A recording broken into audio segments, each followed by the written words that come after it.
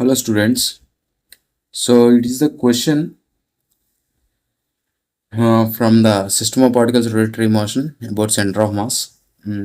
From a sphere of mass m and radius r, a small sphere of radius r by 2 is carved out such that a cavity is made in the original sphere is between its center and the periphery as shown in the figure.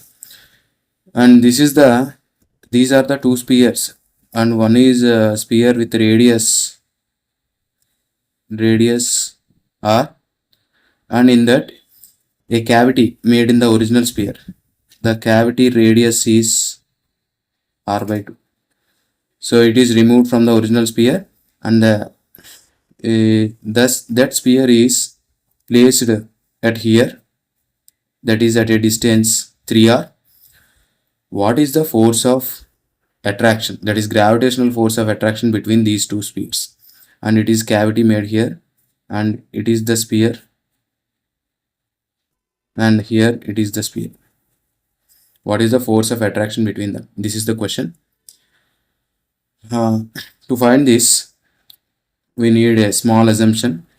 అంటే మనం ఇక్కడ ఏమనుకుందామంటే ఈ స్పియర్కి for example ఇక్కడ మొత్తం జనరల్గా ఈ are radius ఉన్న ఒక స్పియర్ ఉంది అని చెప్పేసి ఇమాజిన్ చేసుకుందాం ఇలా. అలాగే r/2 రేడియస్ ఉన్న స్పియర్ కూడా ఉందని చెప్పేసి ఇమాజిన్ చేసుకుందాం.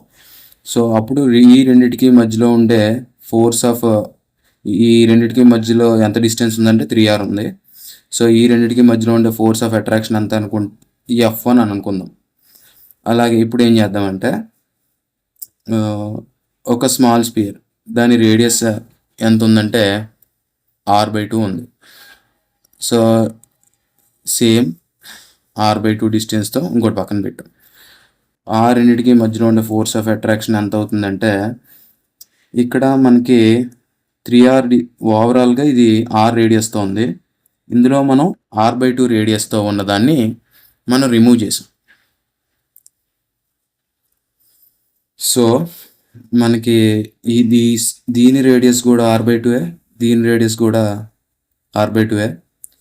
సో ఈ రెండింటికి మధ్యలో ఉన్న డిస్టెన్స్ సెపరేషన్ ఎంత అవుతుందంటే ఒకసారి క్వశ్చన్లో అబ్జర్వ్ చేయండి. ఈ రెండింటికి 3r డిస్టెన్స్ ఉంది. ఇప్పుడు ఏంటంటే ఇందులో స్మాల్ r/2 రేడియస్తో మనం ఏం చేసామంటే r/2 రేడియస్తో ఈ స్మాలెస్ట్ స్పియర్స్ ఉన్నాయి. యాక్చువల్గా దీని సెంటర్ ఆఫ్ మాస్కి మధ్యలో ఉన్న డిస్టెన్స్ ఎంత అంటే 3r. అయితే ఇప్పుడు దీని సెంటర్ ఆఫ్ మాస్కి అంటే దీనికి మధ్యలో ఉన్న డిస్టెన్స్ ఎంత అవుతుంది అంటే ఈ రెండింటికి మధ్యలో ఉన్న డిస్టెన్స్ నుంచి మనం ఈ పార్ట్ తీసేయాలి.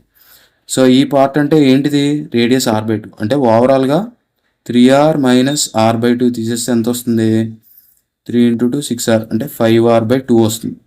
సో ఈ రెండింటికి మధ్యలో ఉన్న డిస్టెన్స్ సెపరేషన్ 5r/2. అంటే దీనికి మధ్యలో ఉన్న ఫోర్స్ ఆఫ్ అట్రాక్షన్ ఏంటంటే F2 అనుకున్నాం, ఇది F1 అనుకున్నాం.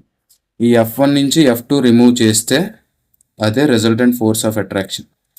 అదే మనకు అడిగిన క్వశ్చన్.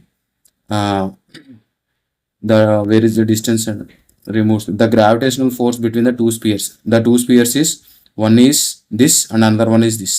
మనం దీన్ని ఏం చేశానంటే ఈ ఒక బిగ్ స్పియర్ ఒక స్మాల్ స్పియర్ని ఇమాజిన్ చేసుకుని విత్ రేడియస్, దీని రేడియస్ r/2 మధ్యలో ఉన్న ఫోర్స్ ఆఫ్ అట్రాక్షన్ F1 అనుకుని, అలాగే స్మాలెస్ట్ స్పియర్ని ఇందులో ఉన్న స్మాల్ స్పియర్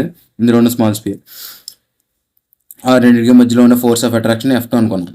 యాక్చువల్గా అడిగింది ఇది క్యావిటీ చేసిన తర్వాత మనకి మిగిలిన పోర్షన్ ఇది అవుటర్ లేయర్, నేను ఏదైతే షేడ్ చేశానో ఆ పోర్షన్. సో ఈ పోర్షన్ ఉండదు కాబట్టి ఈ పోర్షన్ ఒకవేళ ఉంటే ఓవరాల్గా స్పియర్ ఉంటే ఇది అవుతుంది. ఆ రిమూవ్ చేసిన పోర్షను ఇది కాబట్టి అందులో ఉండే ఫోర్స్ ఆఫ్ అట్రాక్షన్ F2 అవుతుంది. సో అప్పుడు రిజల్టెంట్ ఫోర్స్ ఆఫ్ అట్రాక్షన్ ఏమవుతుంది, ఆ రెండింటికి మధ్యలో ఉండే force of attraction F1 minus F2 అవుతుంది. అది రిజల్టెంట్ ఫోర్స్. సో అందుకని మనం F1 ఏమవుతుందంటే F1 is equal to G, ఇది క్యాపిటల్ స్పియర్ కాబట్టి M, small sphere mass small m అనుకుందాం, G capital M into small m by r వచ్చి 3r కాబట్టి 9r², 3r whole square 9r² అవుతుంది. అయితే F2 ఏమవుతుంది, F2 is equal to G రెండు small ఎంలే కాబట్టి G M square GM into M square by 5r/2 whole square.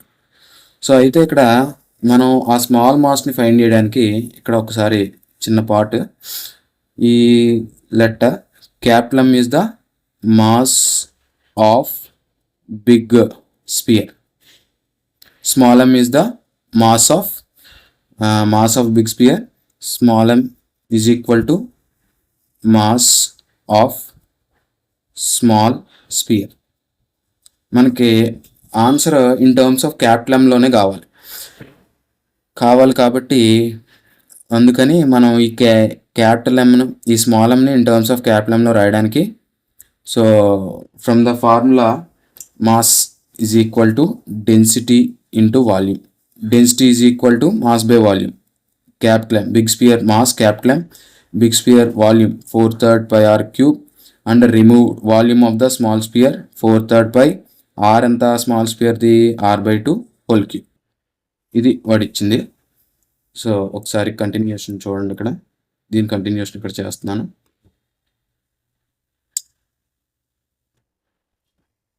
So ఏమవుతుందంటే అది capital M is equal to small m is equal to density into వాల్యూమ్ని మనం replace చేసుకుంటే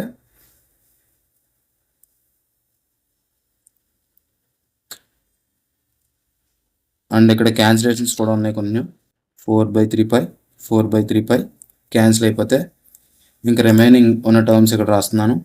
m/r³ into ఇక్కడ r³/8, r³ cancel అయిపోయింది అనుకోండి, small m in terms of capital m/8. ఇది ఇక్కడ రీప్లేస్ చేసుకుంటే therefore f is equal to g capital M again small m అంటే క్యాపిటల్ M/8 కాబట్టి 8 9r². అలాగే f2m ఎంత అవుతుంది, f2 is equal to g m square m/8², 8 8s are 64, 5² 25, r²/2² 4. So 4 64లో 16 times. So f2 is equal to gm²/16 into 25, I think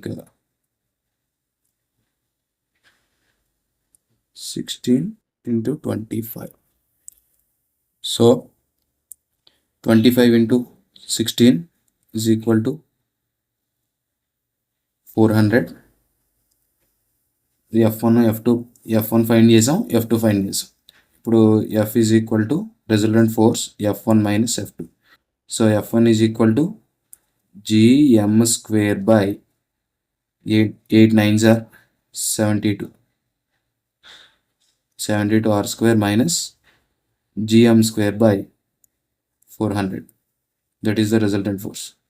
so ఇక్కడ continuation gm² common తీసి 72, ఇక్కడ r² కూడా ఉంటుంది అనుకుంటా. So r²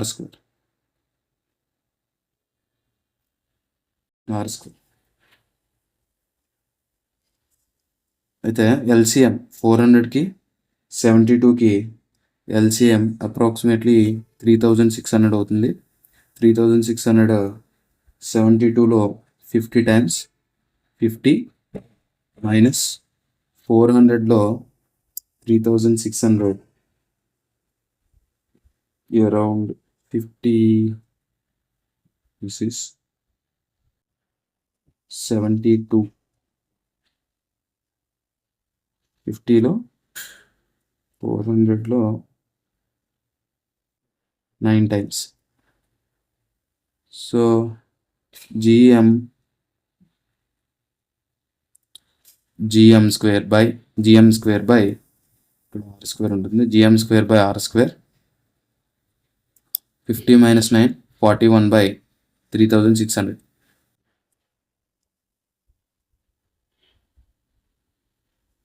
So this is the final answer, that is